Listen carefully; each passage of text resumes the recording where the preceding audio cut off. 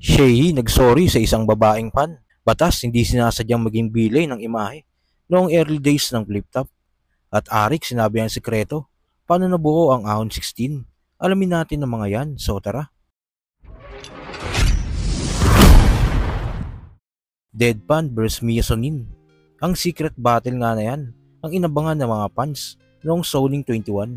Sa round 2 nga ni Shehi na naka-dark mode siya dito, nakaka-distract lang bilang viewers dahil habang sinasabi ni Deadpan yung mga malalaswang linya niya kay Mia Sonin, merong babaeng fan sa harapan.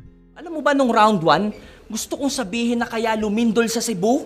Kasi yung nanay mo, iniyot ko dun. Kaya magnitude 6.9, kasi nung nag-69 kami, may period siya nun. Pero hindi ko ginawa kasi ang sagwa na ng istilong ganon. Kailangan na nating maging mas sensitibo ngayon. Parang lambi ko na sinipilyo ng nanay nitong sobrang luwag ng putik yung titi ko, nagmistulang lubid sa gitna ng balon. Meron akong tanong. Alam mo ba na nagsisex mama at papa mo? Pero alam mo ba na kami rin? Bago ko siya ma-meet, never pa ako nakatry ng puwit. Sa kanya ako unang nakatikim. Grabe ang sikip, sulit, 9 out of 10.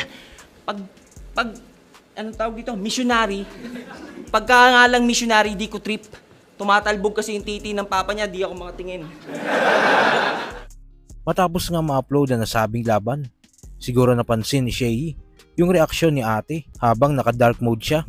Kaya napapost nga Shehi ng sorry po ma'am. Sa kabilang balita naman, isa nga si Batas sa may kupal na estilo noong early days ng flip top. Talagang sinasaktan niya ng gusto yung kalaban niya. Squatter! Squatter! Pulube, jolog, kadire! Ang ina, bomo, pangit, mabaho, amoy ihi! Squatter! Pero sa paglipas nga ng panahon, unti-unting nag-iba ang estilo ni Batas.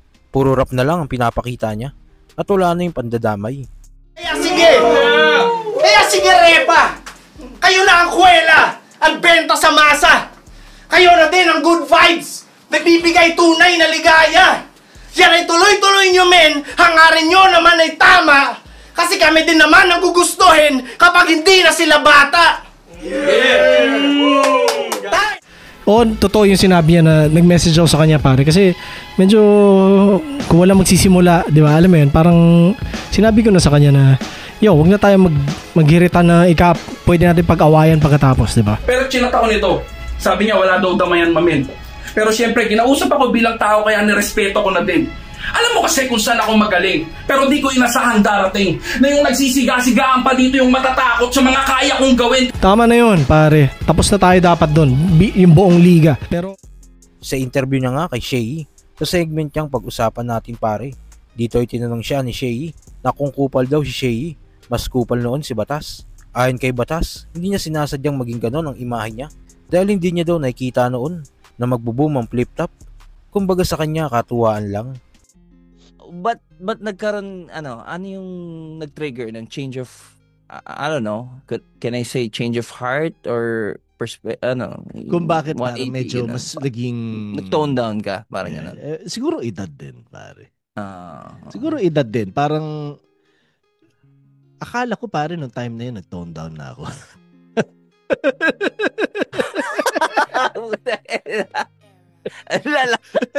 Wala mo pala. Hindi pare. yung pakiramdam mo na kapag naging tatay ka, may babaguhin siya sa'yo.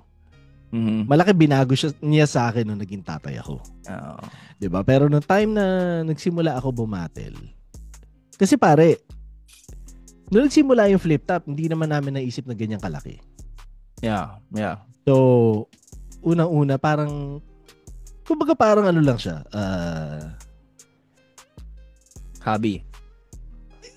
Well, seryoso rin kami sa pagiging musikero namin dati, pagiging rapper o kung ano man. Pero ibig sabihin, hindi ko naisip, parang akala ko hanggang dun lang siya. Hindi ko naman naisip pare na million manonood.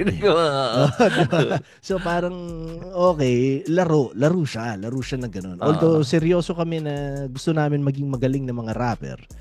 Laro siya. Oo. Tapos, edi una yon battle namin ni Abra. Oo. Pagkatas noon, ganun yung nangyari. Ang dami pang, kumbaga mga gusot noon. Nawala yung memory card, so hindi uploaded battle Oo. namin ni Abra. So, hindi ko naisip, pare. Tapos next na kalaban, Delo. Sino si Delo, Oo. pare? Di ba? Sino si Delo? Yeah. So, ang grupo niya, Squatter House tsaka Mongol Unit. Basically, ganun lang eh. So, parang, anong pwede kong laruing idea, di ba? Yun. So ganun siya nagsimula, pare. So, eto yun. Yung tungkol sa pag-tone down, pare. To begin with, kunwari kay Delo, edi, naisip ko yung, basta may hirit ako na para maglaba siya sa bahay, tapos pagkatapos maglaba, gawin kong puta. Parang ganun eh. So, ano yun? Wala, pang-asar lang siya talaga, di ba? Oo. Nag-react yung mga tao. As in, putang ina. As in, ang dami talaga nag-react. Oo. Pare, medyo lumaki akong hindi masunurin eh. Yeah. Diba? So, tangin na nyo, hindi nyo trip yun, di lalo ko kayong bibusitin. Lalo gagawin. Yun. So, doon na nagsimula yun. Okay. Kanya, ganun. Pero, alam mo yun, hindi ko naman talaga, ewan ko, hindi ko iniisip maging salbahe. Yeah. Kumbaga, naglalaro lang Nung ako. una, nung umpisa. At sa uling balita, sa paglabas nga ng Ahon 16 lineup, maraming napawaw sa mga lineup dahil walang tapon ang bawat matchup. Sabayan pa ng main event sa Day 1 na Mot vs Tipsy D at Day 2 na GL vs Poison 13. Sa interview nga ni Arik sa linya-linya, dito ay tinanong siya kung paano daw ba niya nabuo ang buong lineup ng Ahon 16. Ahon 16. Grabing lineup, no? And yun na, sige, take it away, Arik, no? Paano mo ba nabuo tong lineup na to? Ano yung naging process mo sa pagbuo?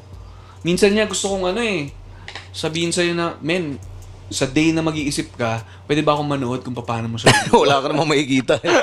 Parang lang naman ako eh. Nakatingin lang ako sa computer eh. Tapos parang tingin-tingin, isip-isip. Tapos parang actually siguro isa sa mga process ko sa totoo lang is kuyari may naisip akong matchup, i-check ko muna kung nagawa ko na ba eh.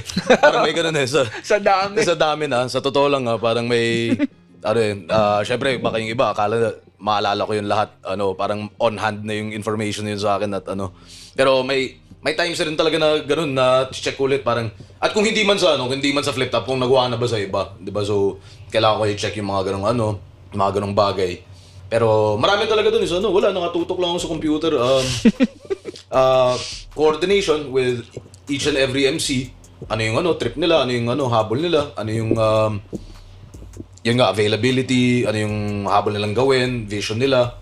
Tapos paano, kasi di ba, hindi naman wala namang sapilitan dun sa buong lineup making eh. Ang pinaka-closest na sapilitan dun, kung tuusin, is yung tournament bracket. Di ba? Pero kahit yun, yung simula naman nun, pa rin yun parang may onting curation, di ba? Tapos haya mo na lang parang... So okay ba mga quiz bukod sa dalawang main event ng Day 1 at Day 2? Sino ang gusto niyong mapanood sa Ahon 16? Kung ano man sa loobin mo, comment mo lang sa baba na mapag-usapan natin yan. So yun lang, God bless.